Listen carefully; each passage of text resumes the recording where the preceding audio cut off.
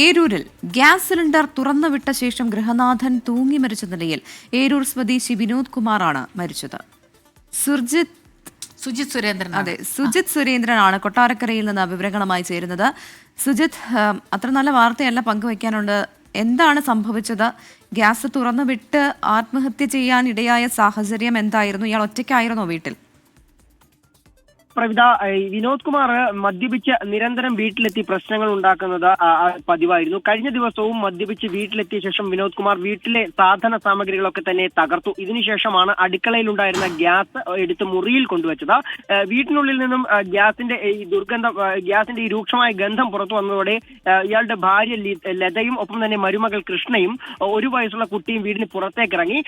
അതോടുകൂടി ഇയാൾ വീടിന്റെ എല്ലാ കതകുകളും കുറ്റിയിടുകയായിരുന്നു. ഈ സമയത്ത് മരുമകൾ ഉടൻ തന്നെ പോലീസിൽ വിളിച്ച് വിവരം അറിയിച്ചു. പക്ഷെ പോലീസ് പലതവണ വിളിച്ചിട്ടും എത്താൻ തയ്യാറായില്ല. അവസാനം ഏതാണ്ട് മണിക്കൂറുകൾക്ക് ശേഷമാണ് പോലീസ് വിവരം സ്ഥലത്തെത്തിയത്.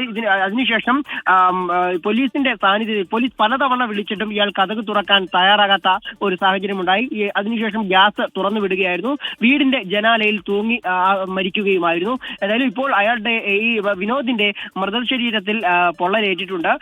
ഏരൂർ പോലീസ് സ്ഥലത്തെത്തി മേൽ നടപടികൾ സ്വീകരിച്ചിരിക്കുകയാണ്. മൃതദേഹം അല്പസമയത്തിനകം ആശുപത്രി മോർച്ചറിയിലേക്ക് മാറ്റും.